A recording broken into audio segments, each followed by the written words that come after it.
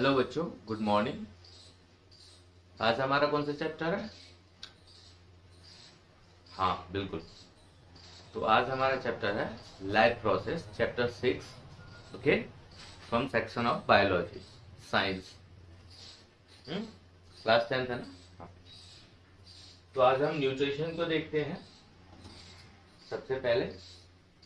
तो first of all the question is, जब हम लाइफ प्रोसेस पढ़ रहे हैं तो हमको ये पता होना चाहिए कि हम किसी चीज को या किसी ऑर्गेनिज्म को कब बोलेंगे, या जंतु को हम कब बोलेंगे कि वो जीवित है। जीवित मतलब वो लिविंग है। किन किन कंडीशंस पे बोलेंगे?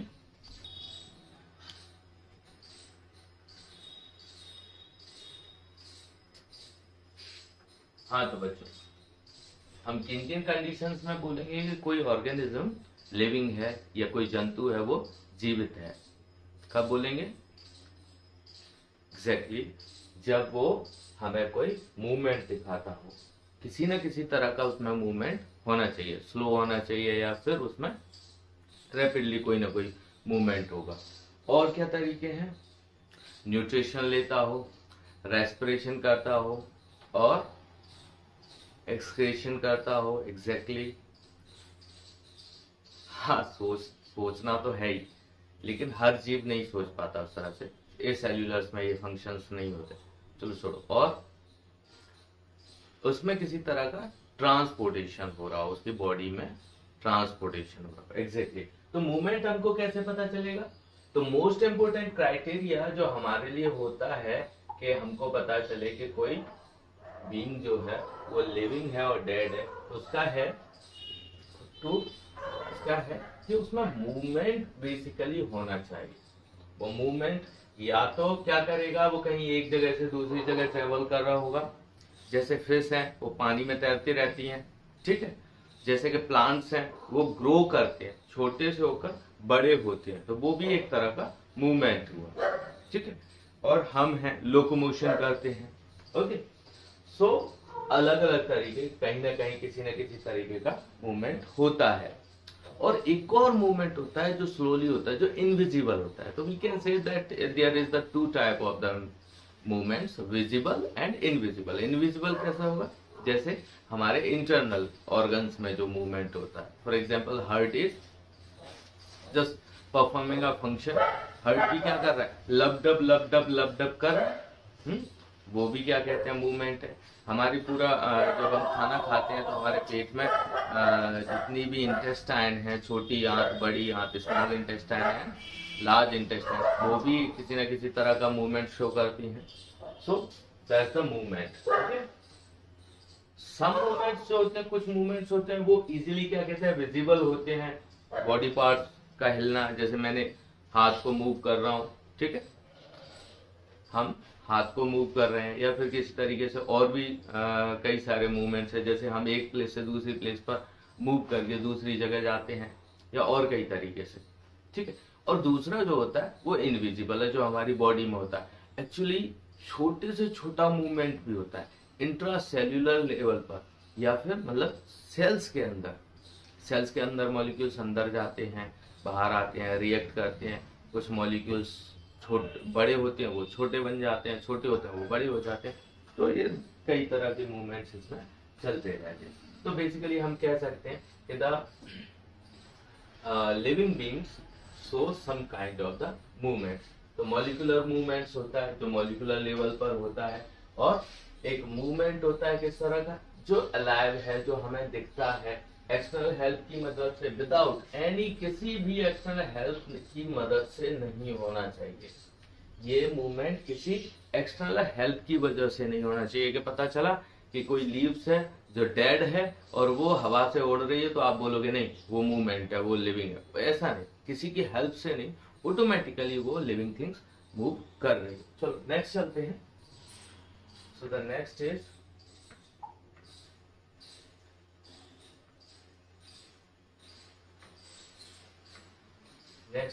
Life process. अब हम अपने चैप्टर को स्टार्ट करें यहाँ से। तो लाइफ प्रोसेस क्या होती है? It is the basic process in living organism which are necessary for maintaining their life. तो हमारे कोई भी ऑर्गेनिज्म, चाहे वो हम हो, चाहे कोई दूसरे तरह का लिविंग ऑर्गेनिज्म हो या जीवित प्राणी हो, जैसे कि भैंस हो गई, बफेलो, काव और एनी अदर, ठीक है, किसी भी तरह का हो सकता है, और वो किसी तरह का बेसिक फंक्शन करता हो, चाहे मक्खी हो, चाहे मधुमक्खी हो, ठीक है, मच्छर, हाँ मच्छर, मच्छर भी, एग्जैक्टली मच्छर भी, हाँ। तो किसी भी तरह का कोई भी प्राणी हो जो इस तरह का मूवमेंट सॉरी मूवमेंट नहीं, कुछ लाइफ के परफॉर्मेंस बेसिक फंक्शंस को करता हो, तो हम उसे क्या बोलेंगे, हम उसकी पूरी की पूरी उसमें जब पढ़ेंगे तो हम उसे लाइफ प्रोसेस में, ठीक है। तो लाइफ प्रोसेस किसी की भी हो, living organism which are do some necessary maintaining their life, necessary functions perform करता हो टू मेंटेन देयर लाइफ, वो अपनी जीवित रहने के लिए कोई बेसिक फंक्शंस को करता हो। और वो बेसिक फंक्शंस कौन कौन से होते हैं बेटा? वो होते हैं हमारे, एक तो होता है हमारा न्यूट्रिशन, ओके, हमारा क्या हुआ, न्यूट्रिशन, न्यूट्रिशन मतलब in taking of the foods and to digest them and taking the essential nutrients to live the life. तो हमको जो भी एसेंशियल न्यूट्रिएंट्स जो जरूरत होते हैं एक ऑर्गेनिज्म को, वो खाना खाता है, खाना खाने के बाद उसे पचाता है, डाइजेस्ट करता है, और उसके बाद जो भी एसेंशियल नीड्स होते हैं, एसेंशियल क्या कहते हैं, उसमें से न्यूट्रिएंट्स होते हैं, वो उनको निकाल लेता है, ठीक है। तो खाना खाना भी हो गया, तो वी कॉल्ड इट न्यूट्रिशन। दूसरा क्या कहता है भाई, सांस लेते हैं सभी, चाहे मच्छर हो, चाहे मक्खी हो, चाहे कोई भी लिविंग बीइंग्स हो, चाहे वो पेड़ हो, चाहे हम हो, हम हर तरीके से कहीं ना कहीं तरीके से सांस लेते हैं, और सांस लेने की प्रोसेस को, और हम उससे क्या करते हैं, सांस लेने को क्या कहते हैं, ब्रीदिंग, सांस लेने को ब्रीदिंग कहते हैं। फिर हम उस ऑक्सीजन लेते हैं हम सांस के थ्रू, और उसका फिर हम इस्तेमाल करते हैं, और जो हमारे अंदर जरूरी मतलब जो एसेंशियल नहीं होता उसे हम बाहर निकाल देते हैं। तो इनहेल एंड एक्सहेल के थ्रू हम इसे करते हैं। तो वो हो गया हमारा respiration part, is the process which, और इसमें होता क्या है, ऑक्सीजन, तो ऑक्सीडेशन ऑफ फूड होता है इसमें, अभी डिटेल में पढ़ेंगे पूरा का पूरा। तो बेसिक फंक्शन हो गया उसका रेस्पिरेशन। नेक्स्ट है उसका ट्रांसपोर्टेशन, न्यूट्रिएंट्स एक जगह से दूसरी जगह, बॉडी के हर पार्ट में एक जगह से दूसरी जगह जब न्यूट्रिएंट्स ट्रांसपोर्ट होते हैं और आते जाते हैं, तो हम उसे बोलते हैं ट्रांसपोर्टेशन। सेकेंड, एक और नाम से हम इसे जानते हैं, that's called circulation.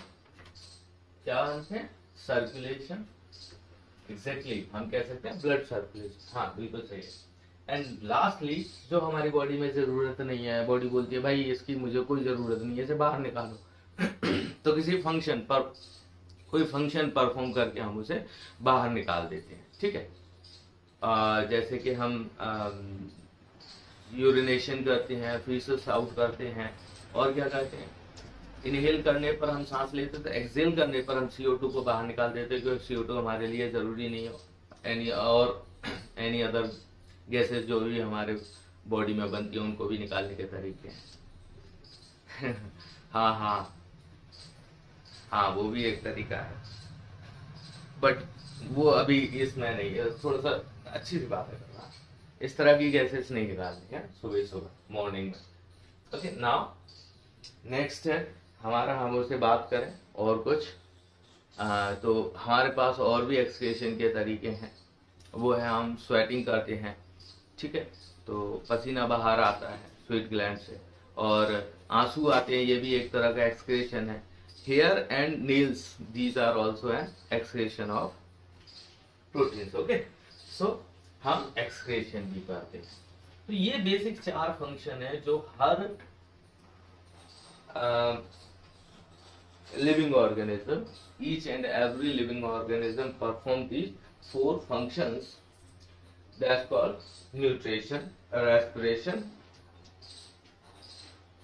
transportation and excretion, okay। so nutrition में हम पूरा पढ़ेंगे digestive system, respiration में हम respiratory system को पढ़ेंगे, transportation में हम circular system को, और एक्सक्रीशन में हम पूरा अपना एक्सक्रीशन सिस्टम को पढ़ेंगे, जिसमें किडनी, यूरेथ्रा और अदर चीजों, ठीक है। नेक्स्ट,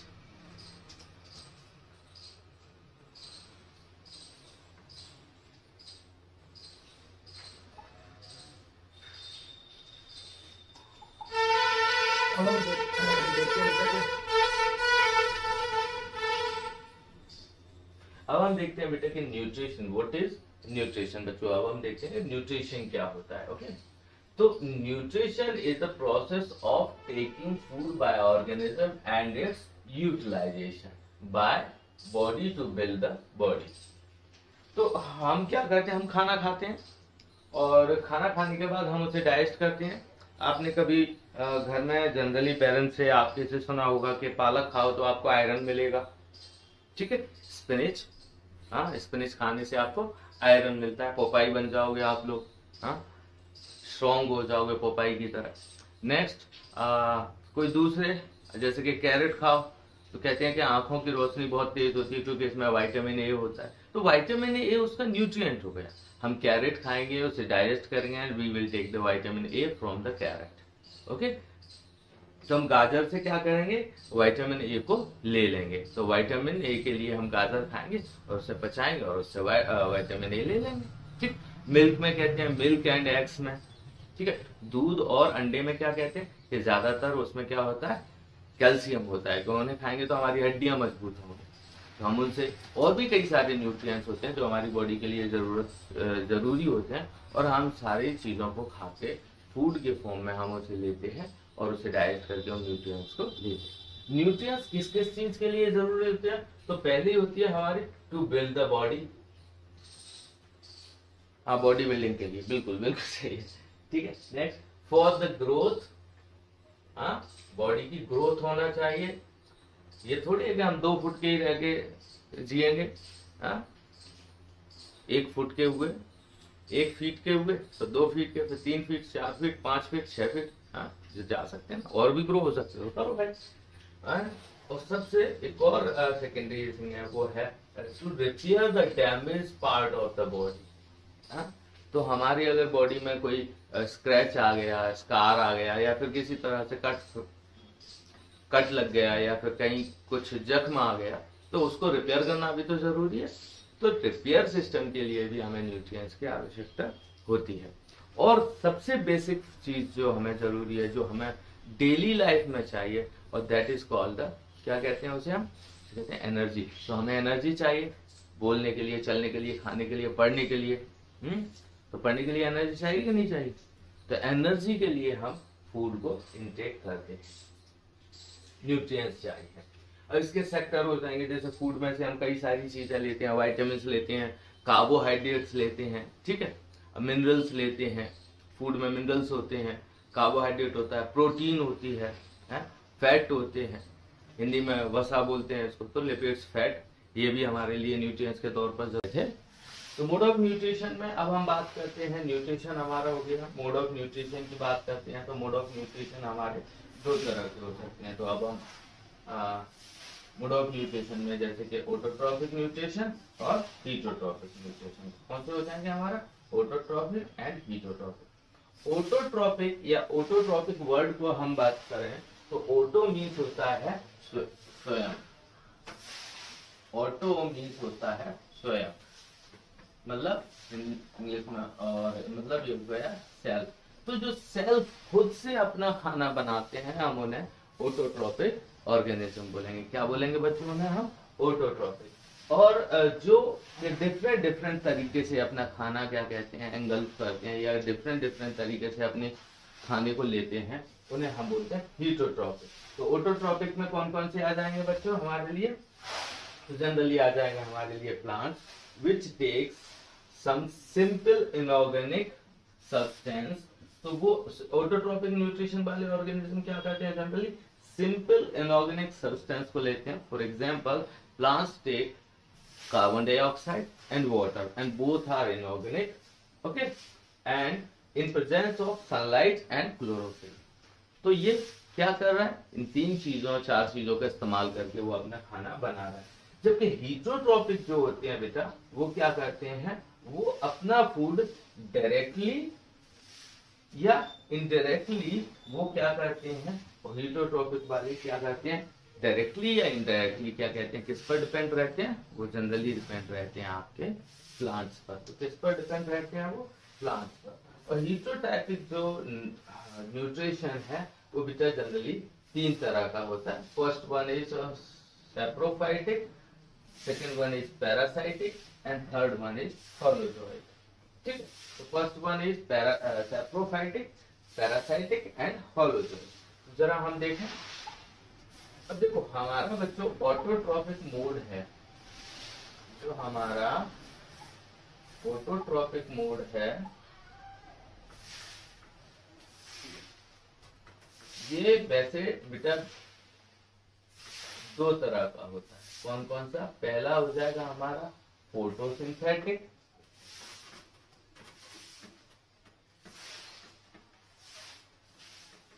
एंड दूसरा हो जाएगा हमारा कीमोसिंथेटिक।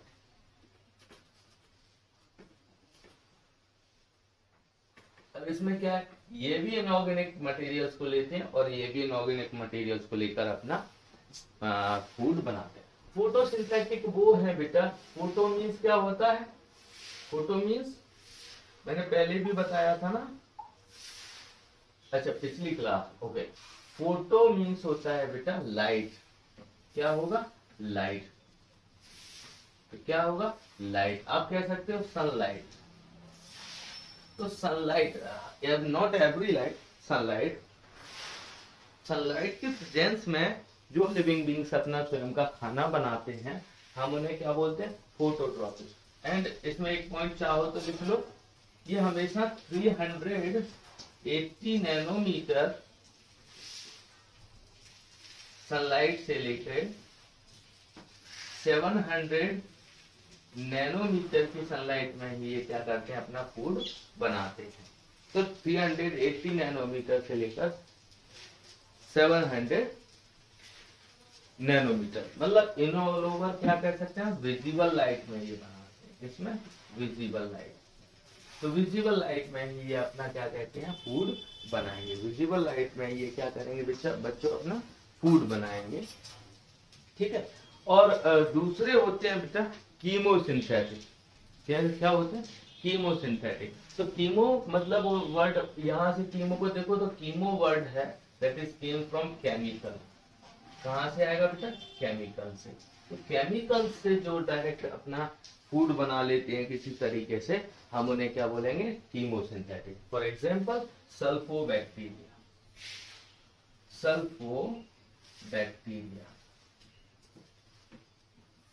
तो सल्फोबैक्टीरिया क्या है? या सल्फर बैक्टीरिया भी बोल सकते हैं आप इसे।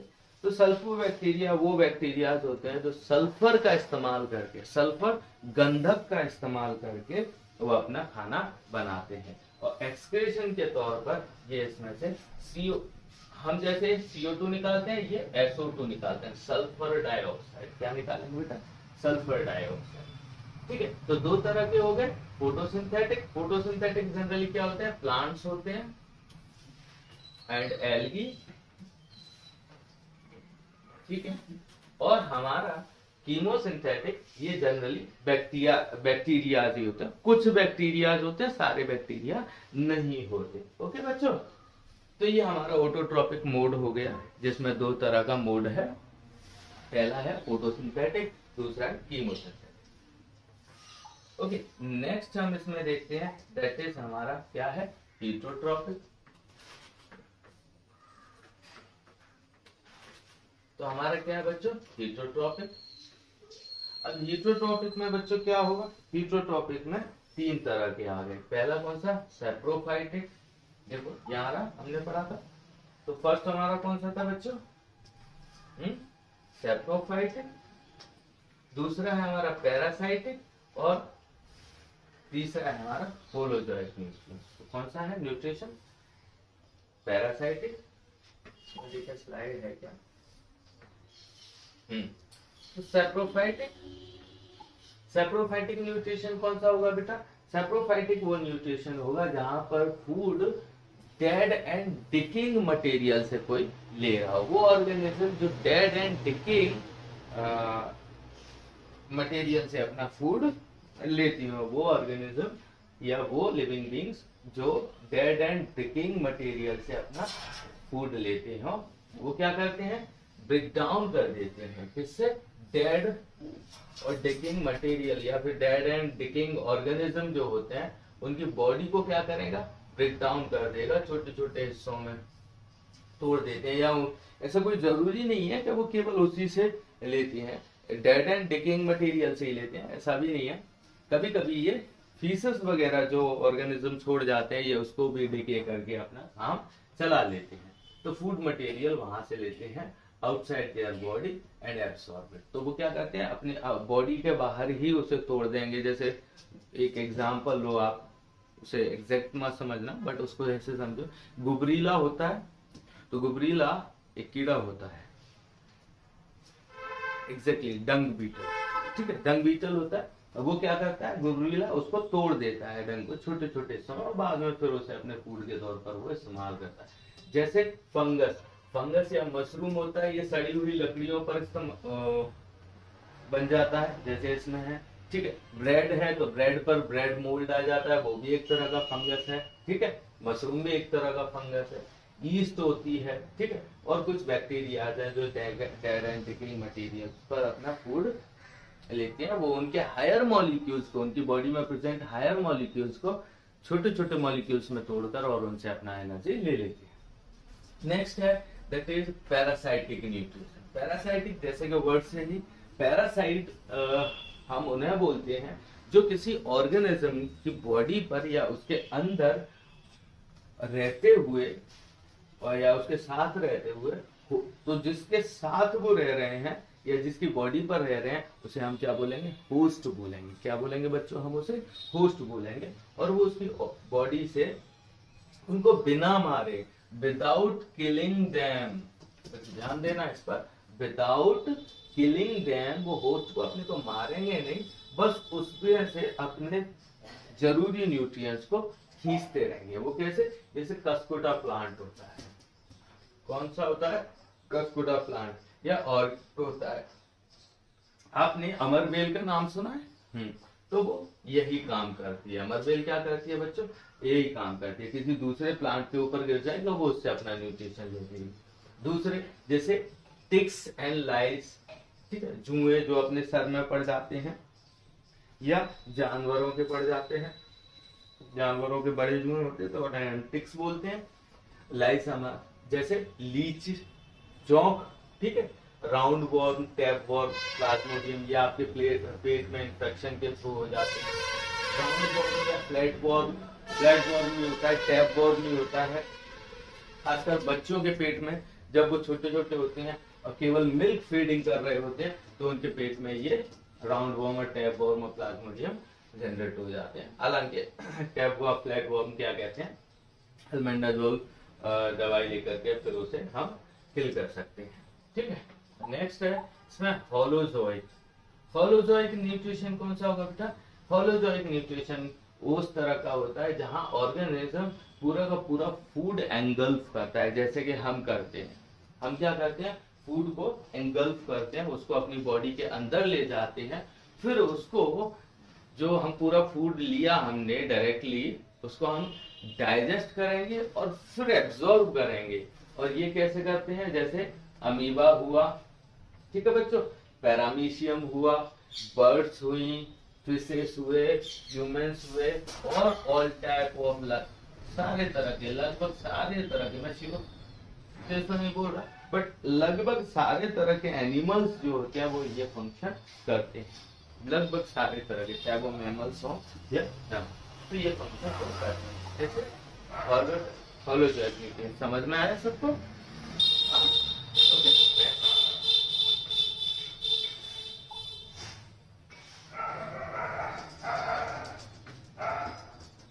अब हम आते हैं अपने ऑटोट्रोपिक पर, जिसमें हमारा जो इम्पोर्टेंट है वो है हमारी फोटोसिंथेसिस। क्या है बच्चों, फोटोसिंथेसिस। फोटोसिंथेसिस कौन करता है बच्चों, प्लांट्स करते हैं फोटोसिंथेसिस। एग्जैक्टली, कीमोसिंथेसिस आपके कोर्स में अभी नहीं है, तो हम फोटोसिंथेसिस कौन करता है बच्चों, प्लांट्स करते हैं।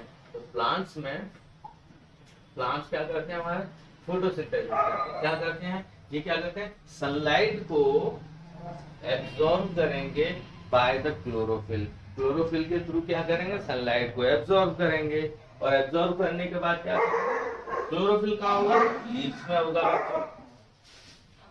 क्लोरोफिल कहाँ होगा, लीव्स में होगा बच्चों।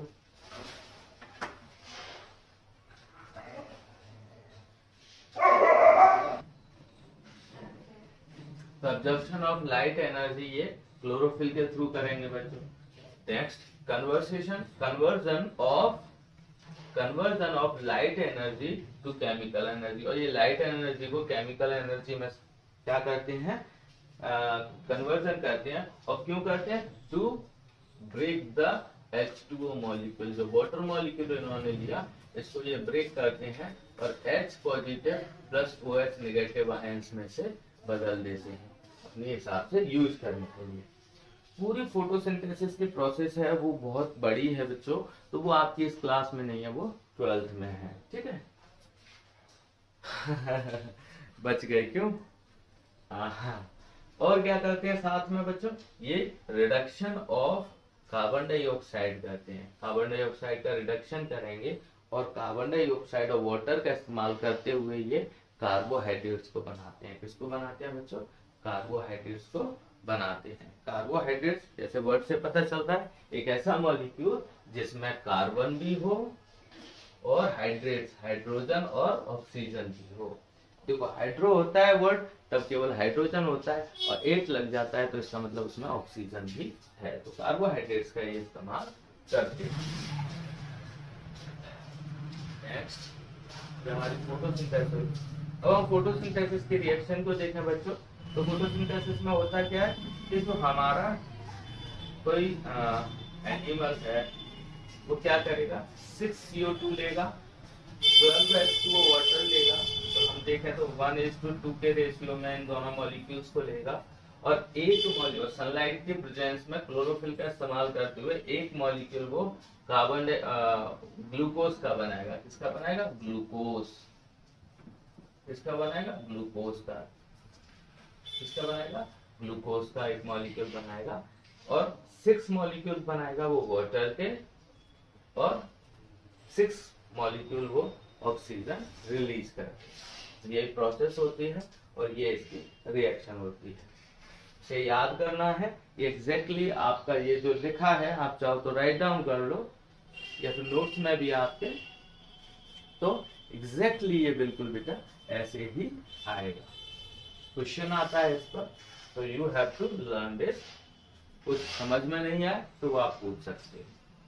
इसमें होता क्या है फिर से देख लो, 6 carbon dioxide molecule, 6 carbon dioxide molecule, shit ये बात,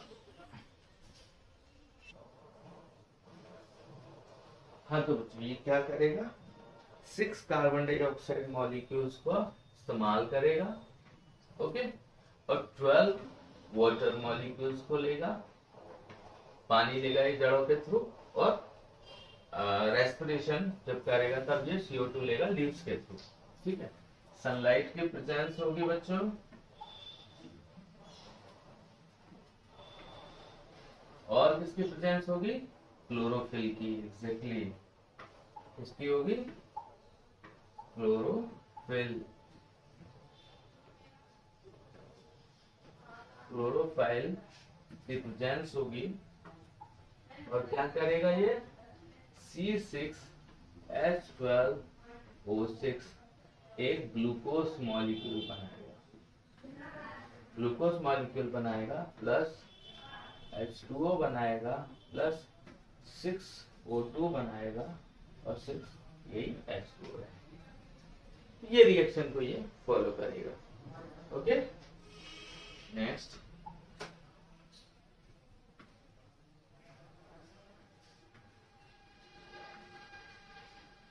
ये देखो यही प्रोसेस पता है, एनर्जी से, सन से एनर्जी ले रहा है, कार्बन डाइऑक्साइड ले रहा है, वाटर नीचे से ले रहा है, क्लोरोफिल इसमें प्रेजेंट है, ऑक्सीजन रिलीज कर रहा है, ग्लूकोज इसमें अंदर फॉर्म हो रहा है और वो उसको इस्तेमाल करेगा। फिर हम आते हैं बेटा इसके सेल्स पर। दिख रहा है ना क्लोरोफिल कहाँ प्रेजेंट होता है? तो क्लोरोफिल होता है प्लांट की सेल में, और सेल कौन सी सेल में? तो जनरली जो सेल्स ग्रीन होती हैं, कुछ प्लांट्स के स्टेम भी ग्रीन होती हैं तो वहां भी प्रेजेंट होता है, कुछ प्लांट्स के थॉर्न्स भी ग्रीन होते हैं तो वहां भी क्लोरोफिल प्रेजेंट होता है। बट जनरली प्लांट्स के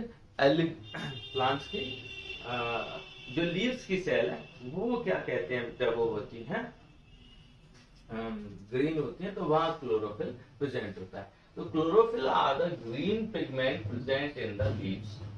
If we observe a cross section of leaf under a microscope, we can see cell containing green dots like a structure called chloroplast.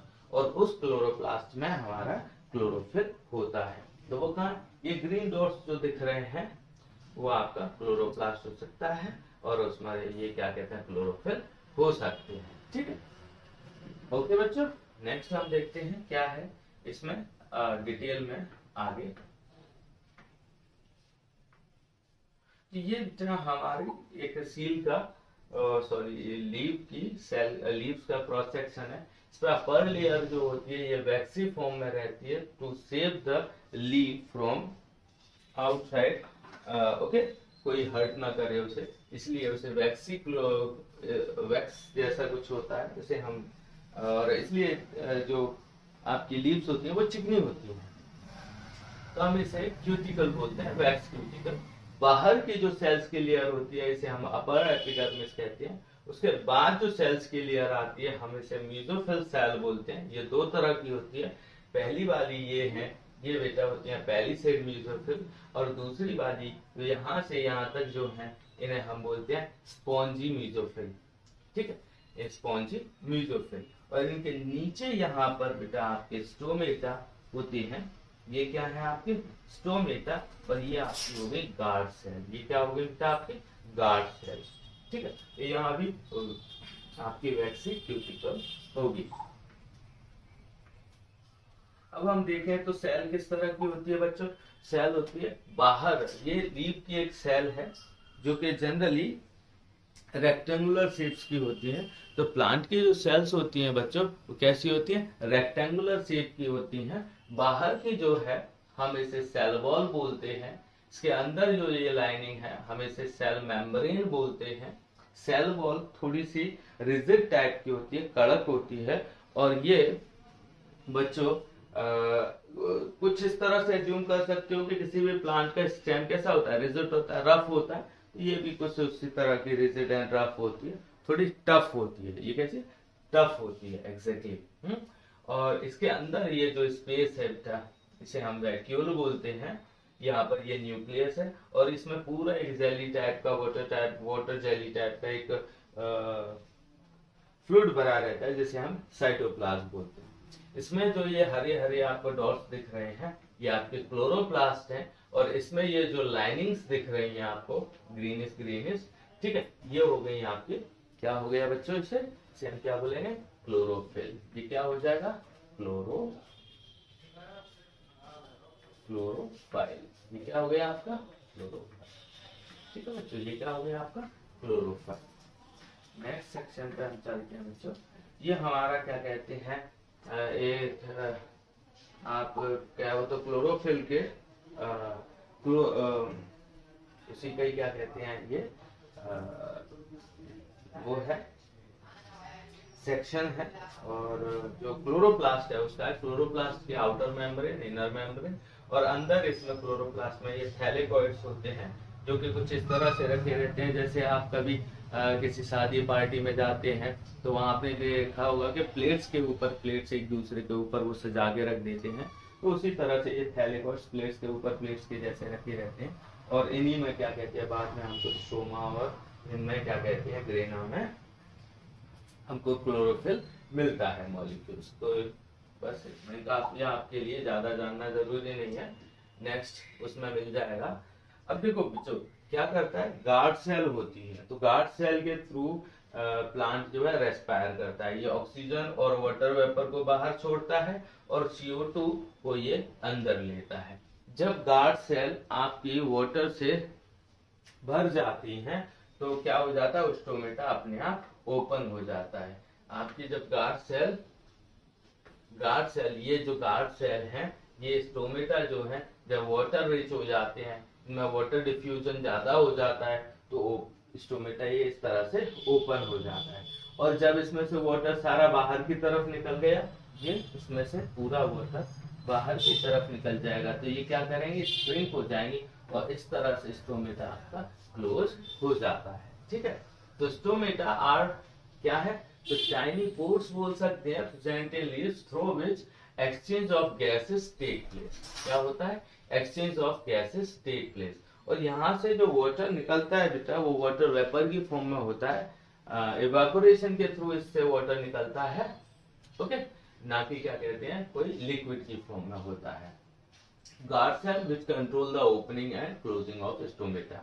Stomata की ओपनिंग और क्लोजिंग को कौन control करता है? Guard cell करती है। जब ये स्वेलो हो जाती है, वाटर रिच हो जाती है, तो ऑटोमेटिकली स्टोमेटा इस तरह से खुल जाता है। और जब ये क्या कहते हैं वाटर से डिफ्यूज होके इनमें क्या कहते हैं वाटर नहीं होता, ये बाहर की तरफ पानी निकल जाता है, इसमें से बाहर निकल जाता है, तो ये श्रिंक कर जाती है और इस तरह से ये क्लोजिंग ऑफ स्टोमेटा शो कर देगा। तो this is the opening of stomata, open, और ये इसकी क्लोज स्टेज। ओके बच्चों, तो water diffuse into guard cell which causes them to open, stomata opening, and on hot and dry day the guard cell have less water। तो देखो गर्म माहौल होगा तो पानी भी कम होगा, और पानी कम होगा उसका एवेपोरेशन ज्यादा होता है, प्लांट को वाटर की जरूरत होती है, तो वो दो कारण से इनको बंद हो जाता है। एक तो गर्म माहौल होगा तो वो ऑटोमेटिकली बंद कर देता है, तो पानी कम होता है तो वाटर प्लांट उस स्टोमेटा को बंद कर देता है, जिससे वाटर इवेपोरेशन ज्यादा ना हो और उसको क्या कहते हैं पानी की कमी ना हो। और दूसरा, वाटर की कमी की वजह से ये वाटर एनरिच भी नहीं होते, इसकी वजह से ये खुलते भी नहीं है। नेक्स्ट बच्चों, एक्टिविटी है जो कि आपको घर पे करनी है, इस पर नहीं करेंगे। अब हम बात करते हैं न्यूट्रिशन इन एनिमल, तो हम इसे अपनी नेक्स्ट क्लास में लेंगे बच्चों। किस में लेंगे? नेक्स्ट क्लास में। अभी हमारा प्लांट न्यूट्रिशन तक हो गया, अब एनिमल न्यूट्रिशन को हम नेक्स्ट क्लास में। Okay, have a nice day, good day, and like, share और सब्सक्राइब भी कर दिया करो।